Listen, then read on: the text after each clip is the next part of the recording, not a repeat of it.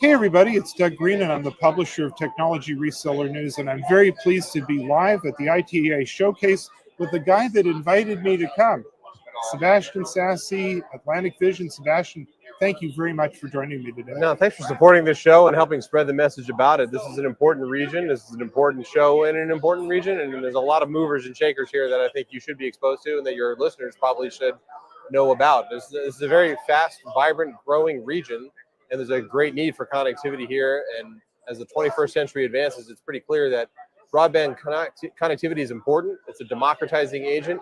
Access to information makes commerce and political advancements a reality. And frankly, to be disconnected in the 21st century is to be missing out on opportunity. And I think what's important about this show is you're going to see a lot of the regional fiber operators who are going to help grow connectivity to more and more next to the woods that are continuing to grow in population. You're going to see these are the movers and shakers in this space. These are the guys that are going to build fiber connectivity to places that otherwise wouldn't have it. If we waited for the large tier one operations of the world to go build fiber connectivity, if we were waiting for Comcast and Charter and CenturyLink and Verizon and AT&T to do it, it would be a long time before, it'd be a long wait for a train that's not coming. And so I think what's important about this show is you'll see these are regional fiber operators. These are people that are local to the consumers that they service, and they're providing a very valuable service, getting fiber connectivity built to places that it frankly wouldn't be otherwise. So this is a very important show, and a lot of my customers are here, and a lot of very important network operators are here. And these are people that your listeners should hear from and understand what the challenges that they're facing are. And that's why you're here.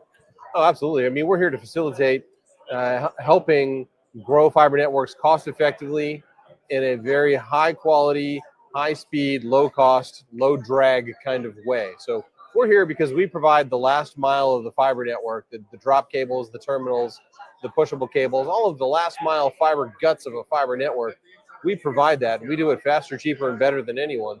So what we're here to do is really to support all of these regional fiber operators and get them the lowest cost, highest quality, last mile fiber products that they need to build their networks. So what we make is really important, really imperative for fiber network operators. They need what we make. So my job here today is really just to be present and to spread the word about that we exist, and to let these regional fiber operators know that they do have a choice and where they procure the last mile fiber optic tails of their network. That connectivity between the consumer and their network, we can provide it, and we provide an option that they probably didn't realize they even had. Now, for the many readers who are not here today, especially for our MSPs, channel partners, so on, this sounds like also not only a good thing to do, but it's a great opportunity. Oh, I think so. I think there's a lot of money getting spent in the broadband space. I think billions of dollars are going to get spent in the next 5 years building fiber connectivity into new locations where it hasn't been before. That represents a huge opportunity both for these regional fiber network operators and for vendors like us that can help them get the gear that they need to get the job done. So there's absolutely a huge economic opportunity, and we're pretty happy to be part of it. And Sebastian, I want our listeners to know also that you personally go back a little ways. You're familiar with the telecom world. You're familiar with even the old PBX world and so on. So you speak the language of a lot of our readers. I think so. I cut my teeth in the telecom business back in 1999, working for WorldCom in the Baltimore office, and I was a young man who still had hair back then.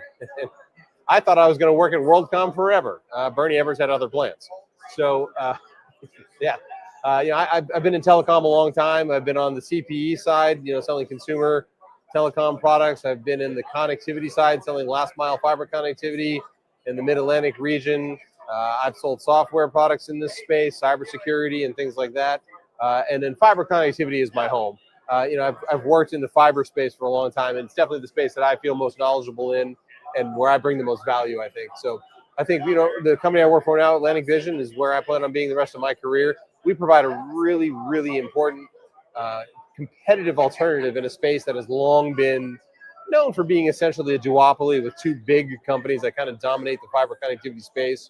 The Corning and CommScope duopoly, frankly, needs to be challenged a little bit. They need to be kept honest, and we're here to do that. So they absolutely should be looking over their shoulders at us because we're coming. Well, Sebastian, I'm really glad you walked by. I'm so glad you invited me to this conference. Thanks for being here. I'm like Absolutely. learning every minute more about this interesting industry. Where can we learn more about Atlantic Vision? You should absolutely check us out on LinkedIn. Look for Atlantic Vision on LinkedIn. You should check us out at www.atlanticvision.com. And you can find me on LinkedIn and write to me, and I'd be happy to tell anyone a little bit more about fiber and network connectivity and how we can help your customers get the connectivity they need to grow their networks. Sebastian, thank you very much indeed. All right, fantastic. Thank you.